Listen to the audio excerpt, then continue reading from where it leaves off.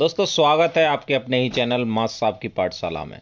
इस वीडियो में हम देखेंगे कि वर्ष 2021-22 में आपको मिनिमम क्या क्या करना है। मिशन प्रेरणा के अंतर्गत मानव संपदा पोर्टल पर क्या बदलने वाला है, सामुदायिक सहभागिता से क्या करना है, ऑपरेशन कायाकल्प में आपको कब तक पैरामीटर संतृप्त करने हैं, मध्याह्न भोजन योजना में आपको क्या करना है और समावेशी शिक्षा में क्या करना है।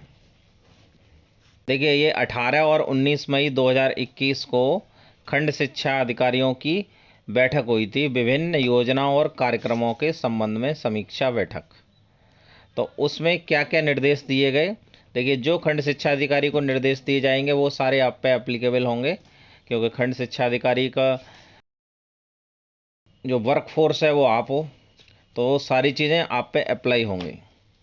शिक्षकों के अंतरजनपदीय स्थानांतरण एवं पारस्परिक स्थानांतरण के फलस्वरूप शिक्षकों के वेतन भुगतान न हो पाने तथा नव चयनित शिक्षकों के अभिलेखों का सत्यापन के अभाव में वेतन आहरण न हो पाने के संबंध में अप्रसन्नता व्यक्त करते हुए शीघ्रातिशीघ्र संबंधित शिक्षकों के शैक्षिक अभिलेखों का सत्यापन, सेवा पुस्तिकाएं अद्यतन करना एवं अंतिम वेतन प्रमाण पत्र आदि का कार्य पूर्ण कराते हुए वेतन भुगतान सुनिश्चित किया जाए।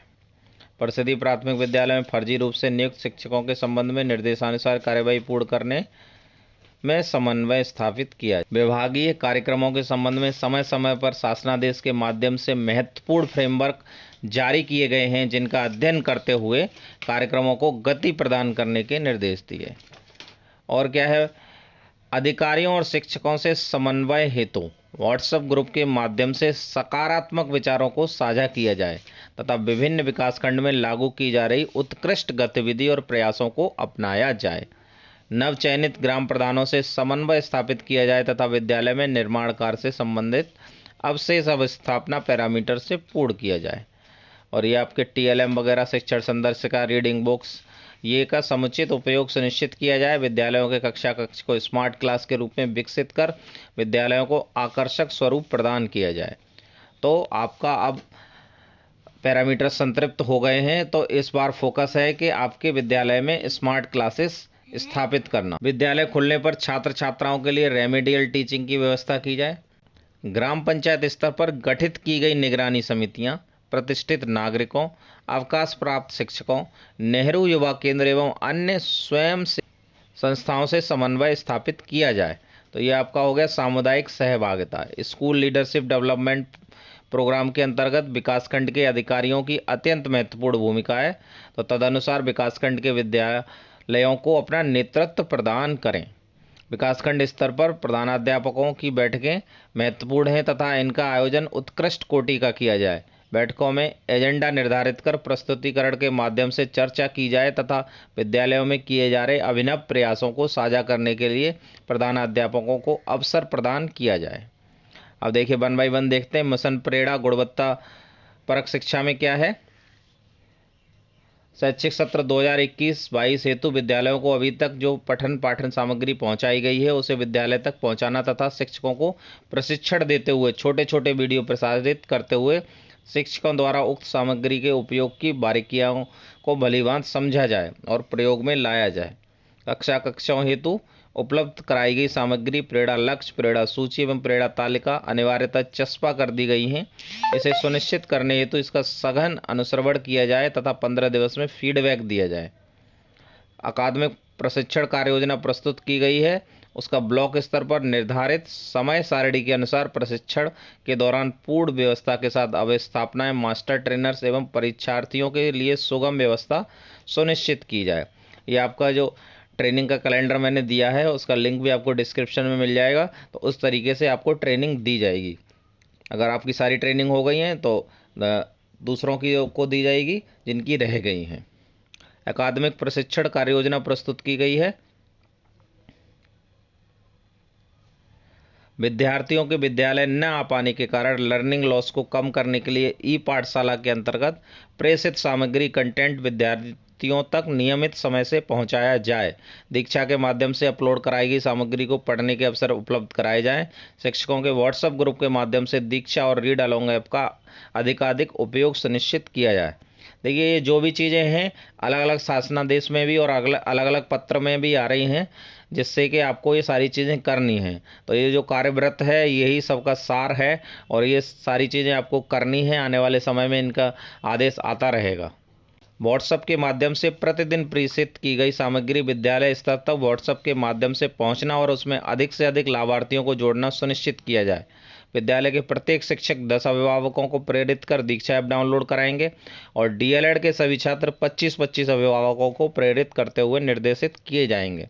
कैसे आपको दीक्षा ऐप इंस्टॉल करना है उसका लिंक आपको डिस्क्रिप्शन में मिल जाएगा, क्योंकि डायरेक्ट दीक्षा ऐप इंस्टॉल नहीं करना है, आपको स्कूल का कोड भी डालना होता है और कौन सा कोड डालना होता है, कैसे डालना होता है, ये एक पूरी प्रक्रिया है। उसका वीडियो आपको डिस्क्रिप्शन में मिल जाएगा।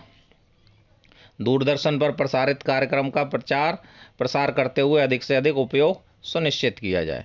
तो दूरदर्शन नहीं है, जिनके यहाँ पे नई दूरदर्शन आता है, कोई समस्या है तो उसका भी लिंक आपको डिस्क्रिप्शन में मिल जाएगा, वहाँ से आप सारे वीडियो शेयर कर सकते हैं डेली।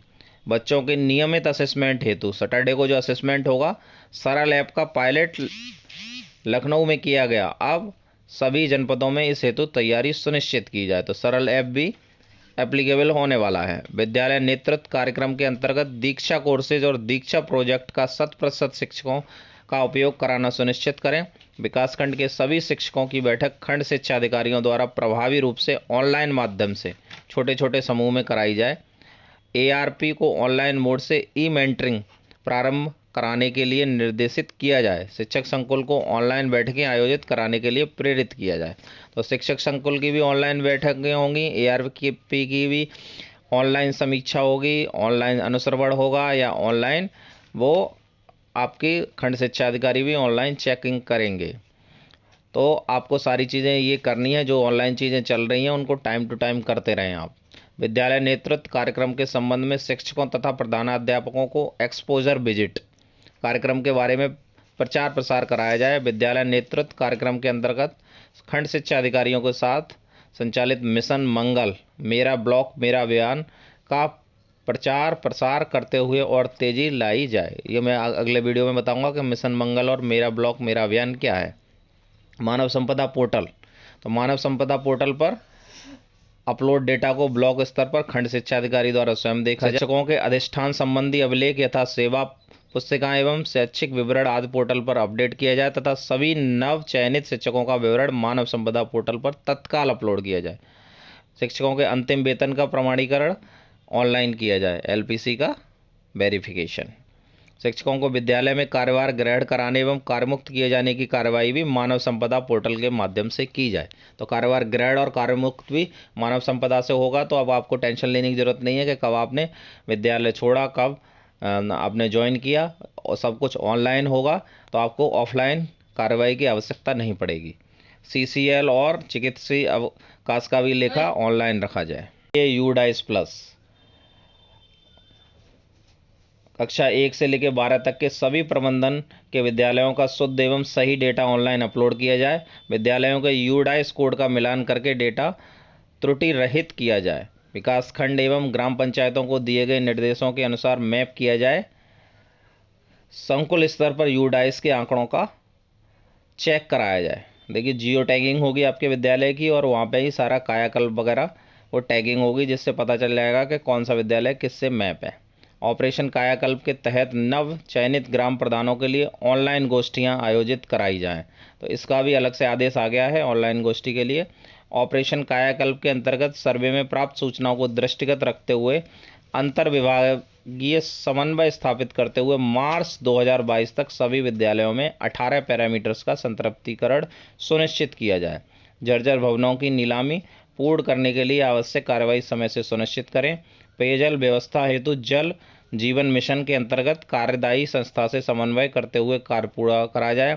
मेरा विद्यालय स्वच्छ विद्यालय कैंपेन में जापानी मॉडल लागू करने के लिए आवश्यक कार्रवाई सुनिश्चित की जाए। अब देखिए आधार प्रमाणीकरण, विद्यालय में नामांकित छात्र छात्राओं का आधार प्रमाणीकरण प्राथमिकता पर कराया जाए।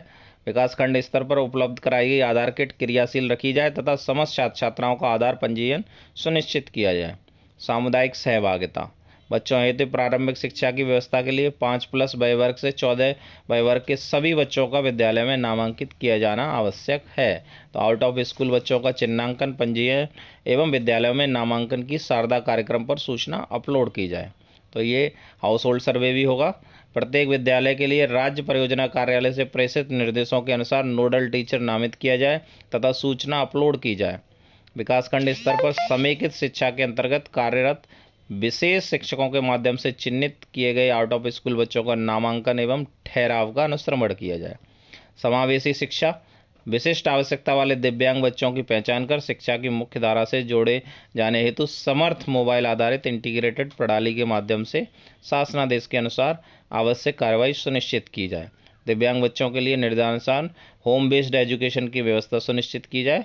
प्रत्येक बच्चे की IEP तैयार की जाए।